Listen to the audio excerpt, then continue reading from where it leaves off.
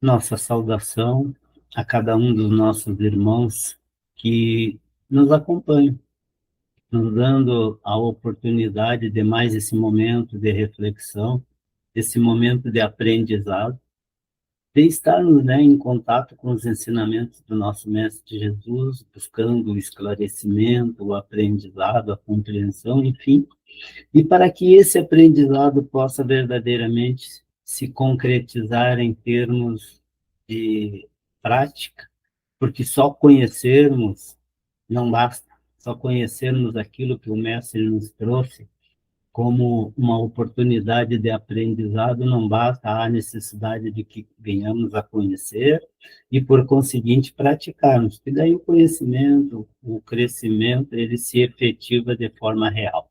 Então, esse é o grande objetivo nosso, para que, assim como o mestre nos trouxe o ensinamento, também nos exemplificou, né? Não ficando apenas naquilo que deva ser, como deve ser feito, mas ele exemplificou e vivenciou aquilo que deveria ser praticado, vivenciado na nossa caminhada. Antes mesmo da gente poder de darmos início à nossa reflexão, né, a gente convida a todos os nossos irmãos para que, com os pensamentos elevados ao plano espiritual maior, a Deus nosso Mestre, a Deus nosso Pai, a Jesus nosso Mestre, a equipe espiritual que nos acompanha, possamos pedir o amparo, a assistência, para que possamos estar assistidos pelos benfeitores e, como dissemos na fala inicial, que possamos, assim como assimilar os conhecimentos, também colocarmos em prática para efetivamente podermos seguir em frente, tendo a certeza da assistência e do amparo do plano maior, que assim seja. Então, meus irmãos, após essa pequena prece, essa pequena rogativa, o tema ao qual vamos fazer uma abordagem, uma humilde reflexão para buscarmos o entendimento adequado daquilo que nos é oferecido como oportunidade, é não vim trazer a paz, mas a divisão. A referência, o assunto encontra-se lá nos itens 19 a 18 do capítulo 23º do Evangelho segundo o Espiritismo, de Allan Kardec, cujo título do capítulo é Moral Estranha. E, na realidade, não poderia ter outra denominação, o título da nossa reflexão, qual seja, vinda principalmente daquele ser que veio trazer paz, luz, iluminação, enfim, a verdade, a humanidade. Quando a gente houve a reflexão sobre a qual realizaremos a nossa missão hoje, o nosso trabalho, é não vir trazer a paz, mas a divisão. Realmente causa uma certa apreensão, mas naturalmente que é apenas superficial a partir do momento que a gente vai desenvolvendo, que os benfeitores vão nos elucidando aquilo que realmente significa a passagem, a gente vai vendo que não tem nada de estranho, né? É a nossa compreensão ainda muito superficial, nos atendo muito à letra e que tende a nos causar esse espanto, essa reação de surpresa em relação à afirmação do mestre. Então, a nossa passagem evangélica, trazida por São Mateus e São Lucas, tende a gerar espanto se analisada de forma superficial, como dissemos. Né? Há essa tentativa, sim, mas isso vindo do Mestre, não vem trazer a paz, mas a divisão. Mas a gente vai ver que, na realidade, a partir do momento que se desenvolve o nosso estudo, a nossa reflexão, a tendência é a gente compreender e entender o sentido daquilo que o mestre nos trouxe.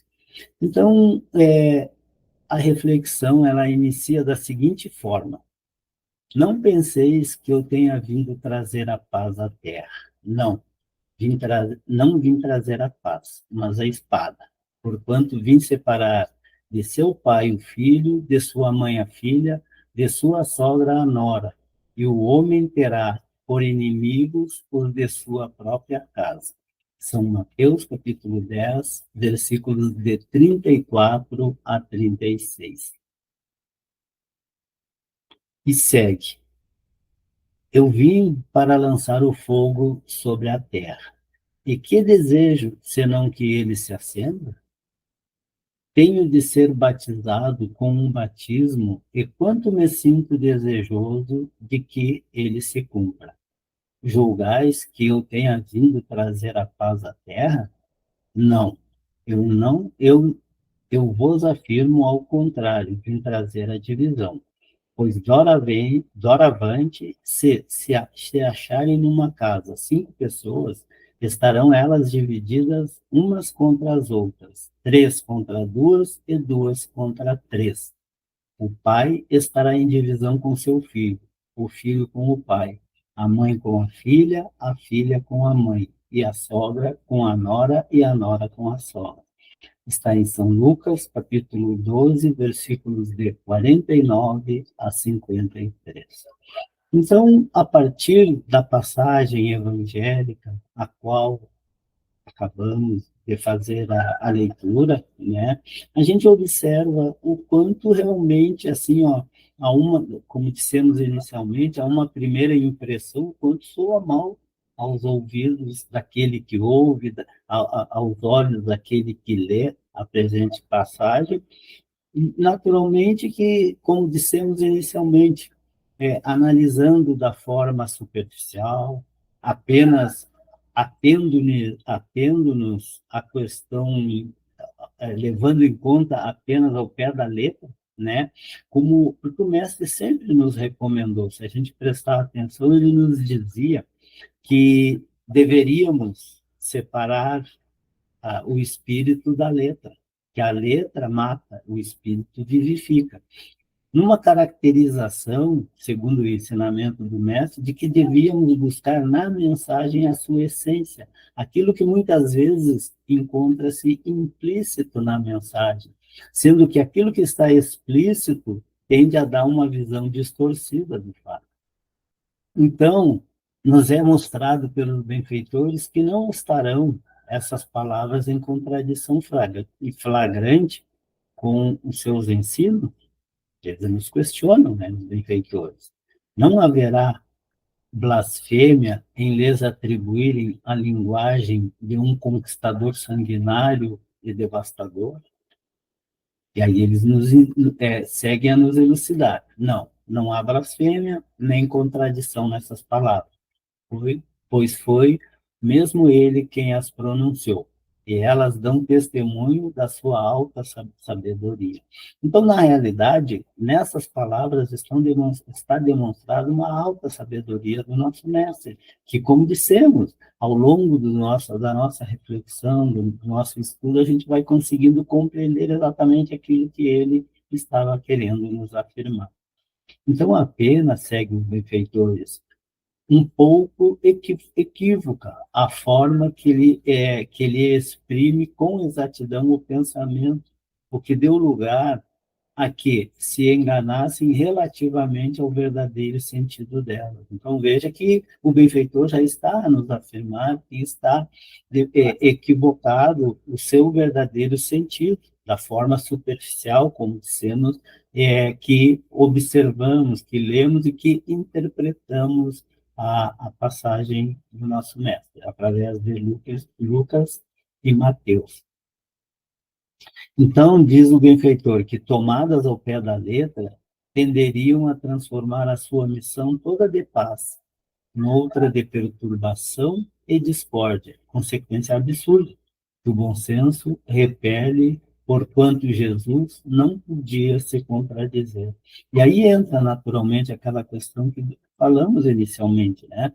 A partir do momento que a gente sabe que o mestre é aquele que veio trazer a paz, veio trazer o ensinamento da pacificação, da caridade, do entendimento, do perdão entre os seres humanos, ao ouvirmos tal passagem, realmente, analisando no seu sentido como de sendo superficial ou literário, naturalmente, e nos causa surpresa, e um entendimento um tanto equivocado daquilo que o mestre nos traz. Então, na obra, né, Caminho, Verdade e Vida, Emmanuel, através da mediunidade de Francisco Cândido Xavier, o nosso Chico Xavier, né, no item 104, a espada simbólica, vem nos auxiliar a compreender a referida passagem.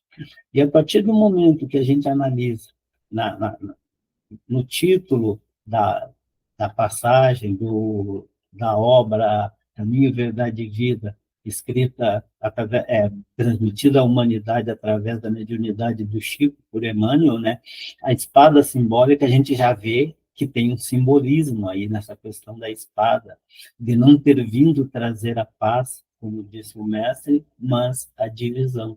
Então, a gente já vê que tem um símbolo, e aí a gente, no desenrolar da nossa reflexão, vai ver o sentido verdadeiro da reflexão. Então, o título é A Espada Simbólica, aonde Emmanuel, esse espírito de luz, esse espírito que é o mentor espiritual do nosso Chico Xavier, né, vem nos esclarecer, nos aclarear, nos deixar a claro o que verdadeiramente significava, o que significa a passagem evangélica a qual estamos tratando. Então, inúmeros leitores do Evangelho, diz o benfeitor, perturbam-se ante essas afirmativas do Mestre Divino, porquanto o conceito de paz entre os homens, desde muitos séculos, foi visceralmente viciado. Então, ele já nos deixa de cara que essa questão da paz, a que o Mestre se refere, que ele não veio trazer a paz, está relacionado a um entendimento equivocado de paz, que ele cita como viciado, né, visceralmente viciado, a esse sentido, a esse entendimento a que o mestre se refere, não ter vindo trazer essa paz que não representa a verdadeira paz necessária ao espírito imortal.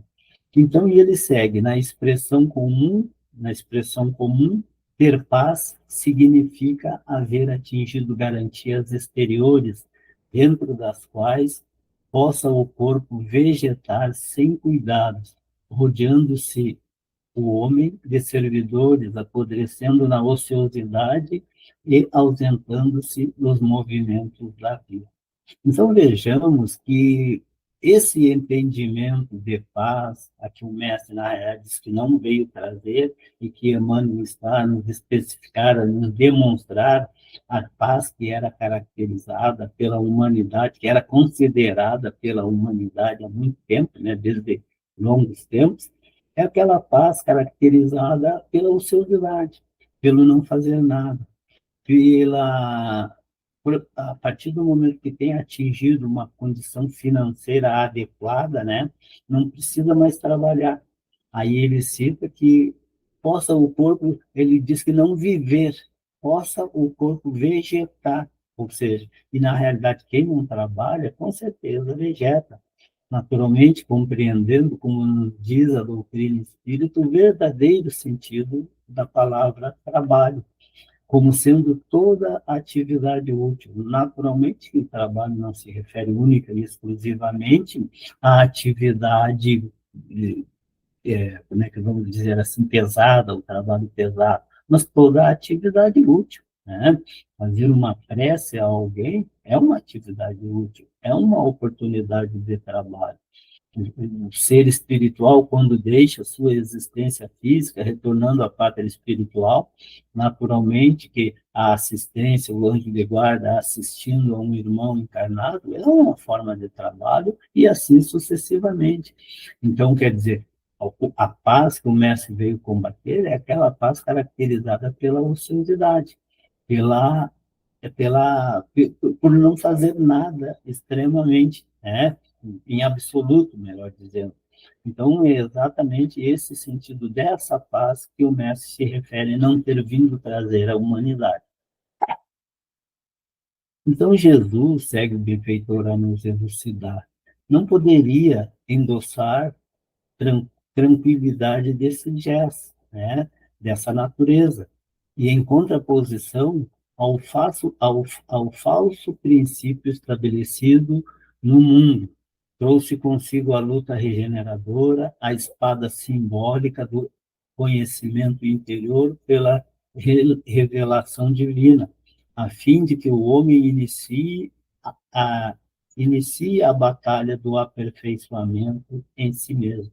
Então, vejamos que essa espada que o mestre afirma que não veio trazer a paz, né, mas a espada para o combate, não a espada material, a espada simbólica, como Emmanuel nos elucida do conhecimento interior, de conhecer-se a si mesmo, identificando as imperfeições muito presentes no ser e o esforço em transformá-la, substituindo, então, esse conhecimento equivocado, essas imperfeições, essa falta de virtudes, né? Ou virtude, ou melhor dizendo, substituindo as imperfeições morais pelas virtudes que dizem respeito, né? Então, essa é a missão, essa é a espada do conhecimento interior, conhecendo as suas imperfeições morais e trabalhando para superá-las.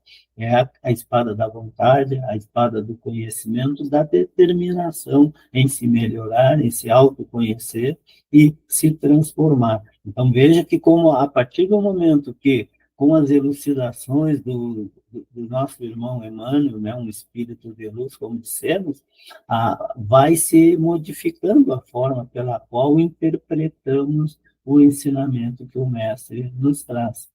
Então, o mestre veio instalar o combate da redenção sobre a terra.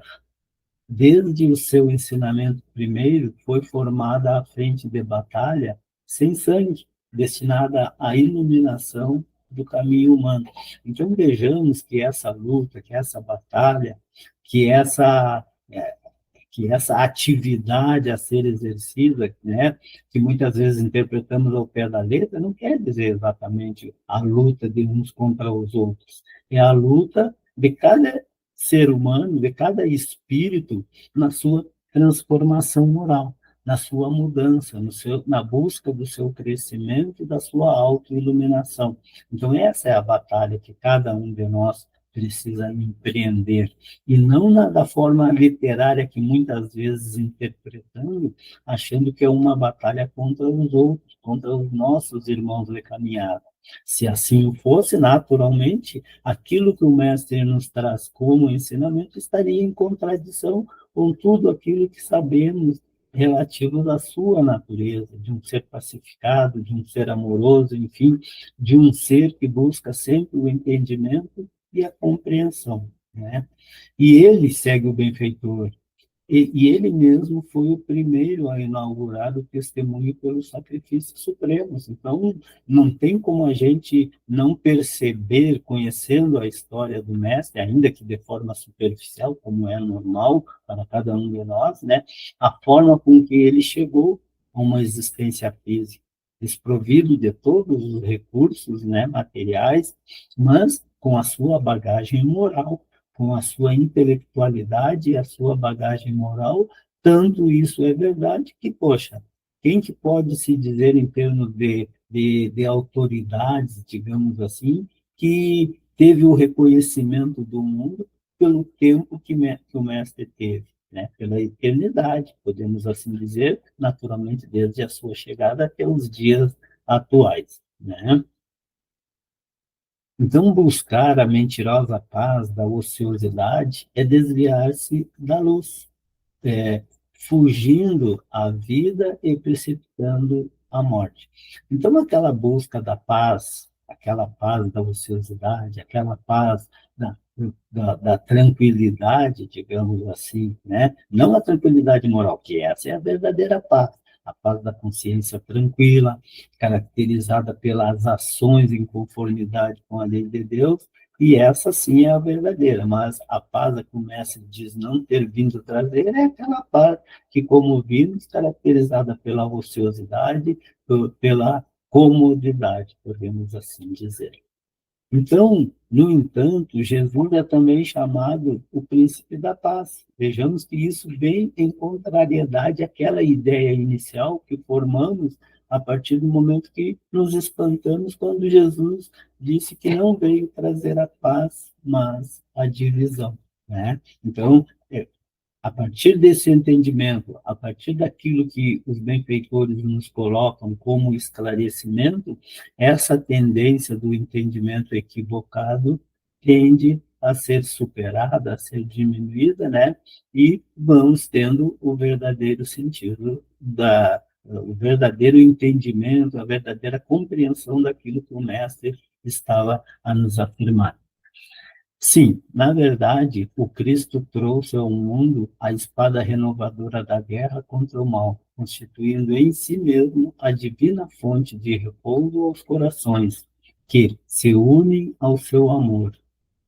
Esses, nas mais perigosas situações da terra, encontram nele a serenidade inabalável, né? Então, na verdade, né, o Cristo trouxe ao mundo a espada renovadora, aquela espada que nos proporciona a oportunidade de mudança, aquela espada que nos permite a necessidade de transformação, da busca de valores, e esses valores, sim, são os geradores da verdadeira paz. E nós encontramos no Mestre e conseguimos nos fortalecer a partir do cumprimento dos objetivos que são traçados para a humanidade, a sua reforma íntima, a sua mudança, a sua transformação moral. Então, toda ideia nova forçosamente encontra oposição, e nenhuma há que se implante sem lutas. Então, essas lutas a que o mestre se refere é exatamente essas lutas no sentido da transformação. E a partir do momento que uma ideia nova é implantada, como aquelas que o mestre nos trouxe, ela gera, muitas vezes, a contrariedade àqueles que estão adaptados a uma forma de vivência, ainda que essa forma de vida, né, seja equivocada, seja contrária. E Jesus, como aquele enviado do nosso Pai para nos servir de modelo e guia, naturalmente que ele veio nos trazer informações, nos trazer, vamos dizer assim, ó, comportamentos modificados de forma a que venhamos a nos adequar à questão da, das nossas necessidades. Então, tem como, na realidade, uma ideia nova e o impacto que veio, as ideias trazidas pelo mestre, causou e tendem a causar em qualquer circunstância, como nos é colocado. A ideia nova, né, forçosamente encontra oposição. Imaginemos nós, como o próprio mestre, em mais diversas situações vivenciadas, onde ele nos traz que, por exemplo, o povo hebreu, enfim, os fariseus da época, valorizando muito as tradições, em contrapartida até mesmo em relação àquilo que é proveniente das necessidades do cumprimento das leis de Deus.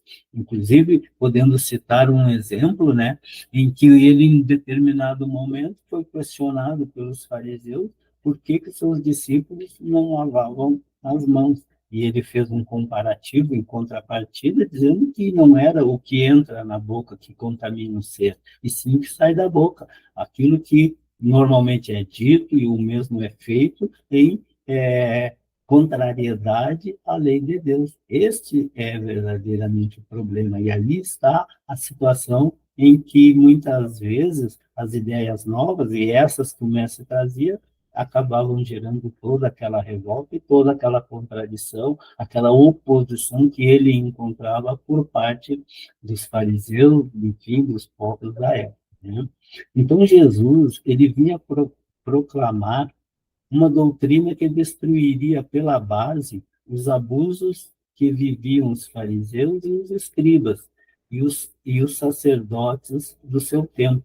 Então, a doutrina dele vinha com o objetivo de colocar cada coisa no seu lugar, derrubar aquilo que era excesso, que era caracterizado pelos abusos, né? E isso, com certeza, gera a revolta, gera a contrariedade, a oposição. e toda a dificuldade que o mestre enfrentou por ocasião de sua estada entre nós, uma existência física, né? Então, imolaram-no, portanto, certos de que, matando o homem, matariam a ideia. Esta, porém, sobreviveu por ser verdadeira, porque era verdadeira, né? Então, é aquela prática do ser pouco evoluído, destruindo o ser humano, assim como buscaram destruir a literatura espírita em um determinado momento, né, para que tentar destruir a ideia, mas a ideia não se destrói, porque ela permanece entre aqueles que estão no plano espiritual. E em um outro momento, com toda certeza, ela virá, ela retornará, porque ela não morre. O que morre é a matéria, é o que está na matéria, mas aquilo que está, a ideia que está com aqueles que estão no plano espiritual, em um determinado momento, em um outro momento, né, retornará, e com certeza é o que aconteceu com, com o cristianismo, com as ideias do mestre, as ideias cristãs, né? Então, Sócrates também não ensinara uma doutrina até certo ponto análoga à do Cristo. Por que não prevaleceu naquela época a sua doutrina? No seio de um dos povos mais inteligentes da Terra, é que ainda não era chegado o tempo. Então, tudo tem seu tempo, é importante que a gente perceba que tudo tem seu tempo. E, na realidade, a ideia de Sócrates, né, a, como é que vamos dizer assim, ó, aquilo que Sócrates veio nos trazer, né, a doutrina de Sócrates, ela era equivalente à doutrina do mestre. Inclusive, Sócrates, assim como Platão, eram precursores do cristianismo, tendo vindo eles preparar a humanidade, né, para aquilo que viria depois, que a espiritualidade estava preparando para enviar a humanidade, que era o mestre com a sua bendita doutrina, sua doutrina que nos possibilitaria, né, a oportunidade de crescimento, enfim, de nos trazer a verdade em termos daquilo que verdadeiramente era necessário para a humanidade. Então, o Cristo recebeu em propício tempo a sua missão. Muito faltava, é certo, para que todos os homens da época estivessem à altura das ideias cristãs. Então, naturalmente, Sócrates, Platão vieram preparar, mas no momento certo, no momento oportuno, veio Cristo. E, na realidade, muito faltava, no caso, para a humanidade, para os homens, né? É, para que estivessem à altura das ideias cristãs. E essa foi a razão pelas quais se ergueu muita contrariedade em relação àquilo que o mestre trouxe à humanidade, em função da alta identificação do povo da época com aquilo que era as suas práticas, como dissemos, em relação àquilo que era exercido, aos seus valores, né? Aquilo que com os quais se identificavam. E o mestre tendo vindo trazer uma doutrina diferente, uma doutrina nova, então encontrou muitos opositores por ocasião da apresentação daquilo que o mesmo trazia. Então, Sócrates e Platão haviam aberto o caminho e predisposto os espíritos. Então, essa foi a missão de Sócrates e Platão, foi para que preparar os seres humanos, preparar a humanidade para a vinda do cristianismo, do Mestre Jesus e os seus princípios, a sua doutrina, né? Infelizmente, os adeptos da nova doutrina não se entenderam quanto à interpretação das palavras do mestre, normalmente veladas, o mais das vezes, né, pela alegoria e pelas figuras da linguagem. Então, normalmente, não houve um entendimento houve muitas dissensões, derivações em termos daquilo que o mestre trouxe. E, naturalmente, estamos observando e já temos a oportunidade de ver como fica diferente a interpretação, o entendimento daquilo que nos é colocado, que nos foi trazido pelo mestre, principalmente a partir da interpretação de um espírito de luz, que consegue, como dissemos, separar o espírito da letra, o conteúdo, aquilo que está implícito na mensagem em relação à sua forma literal mais precisamente, né? Daí nascerem, né, em função desses desentendimentos daqueles que receberam a mensagem do mestre, normalmente velada, né, normalmente sobre a forma de parábolas, né, subentendidas, daí nascerem, sem demora, numerosas seitas, pretendendo, pretendendo todas possuírem a verdade. Então, isso foi um fator gerador de muita dissidência, de muita divergência, de muita luta, tudo aquilo que a gente sabe em termos da história, das religiões que se derivaram, né, como nos foi colocado, e muita guerra, muita luta, com interpretações equivocadas daquilo que o mestre nos trouxe. Esquecendo, no caso, o mais importante dos preceitos divinos, o que Jesus colocou por pedra angular do seu edifício e como condição expressa para a salvação, que é a caridade, a fraternidade e o amor ao próximo.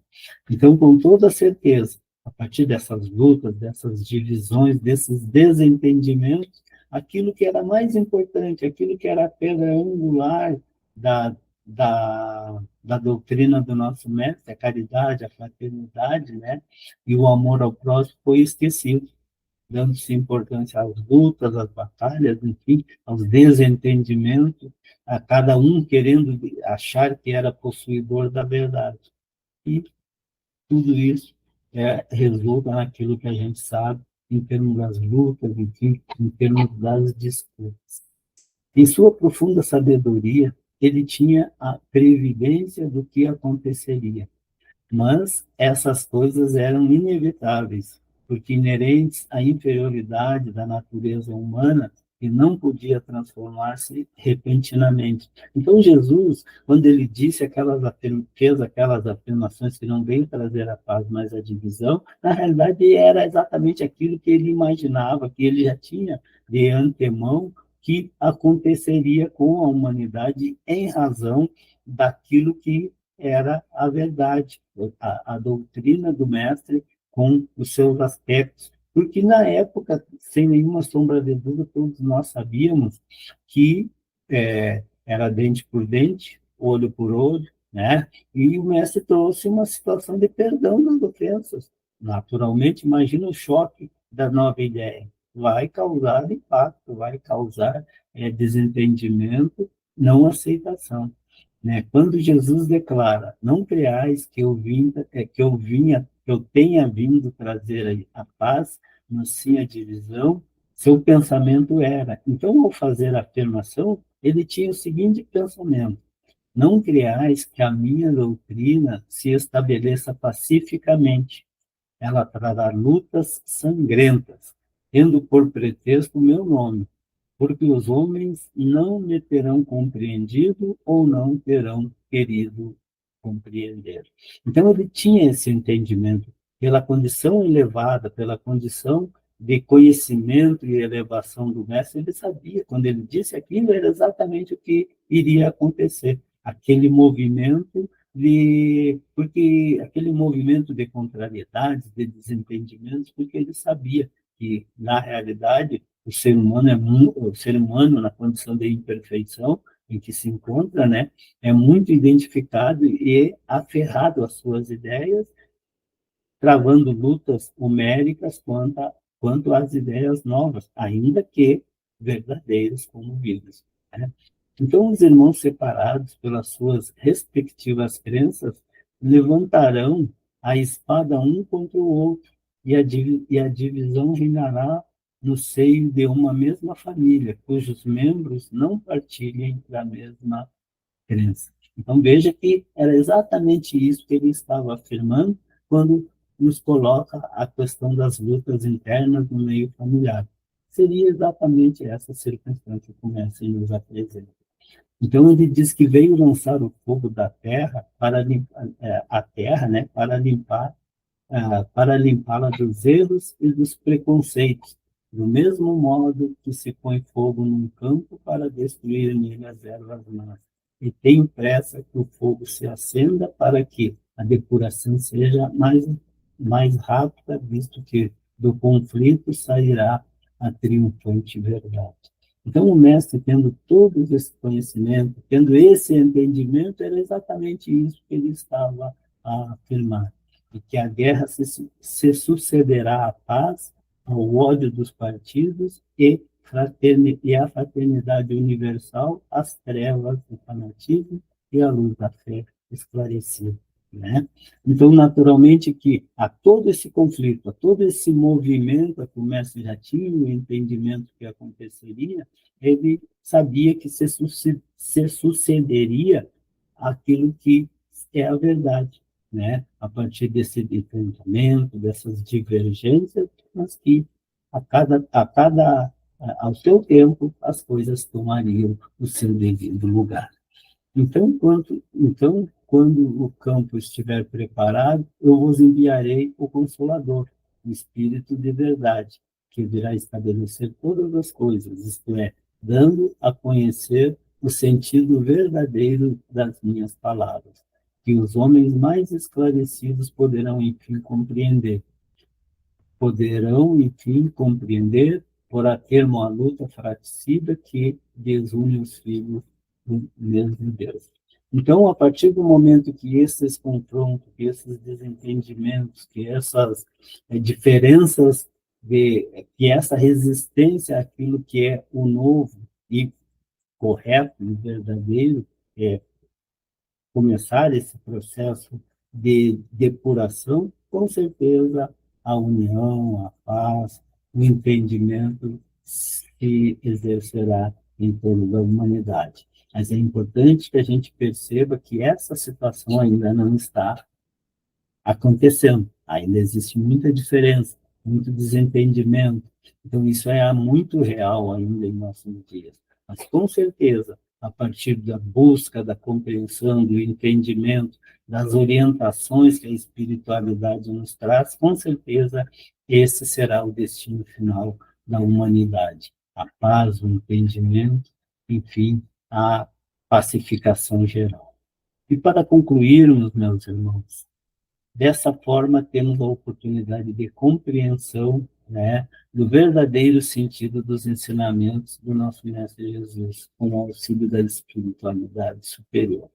Então, é a partir daquilo que a espiritualidade nos oferece, das interpretações aos ensinamentos provindos do Mestre, é que vamos verdadeiramente buscar atingir e conseguir realmente a nossa transformação moral, o nosso crescimento, a nossa pacificação interior. Era a reflexão que tínhamos para hoje, que a paz do nosso Mestre possa permanecer com todos nós.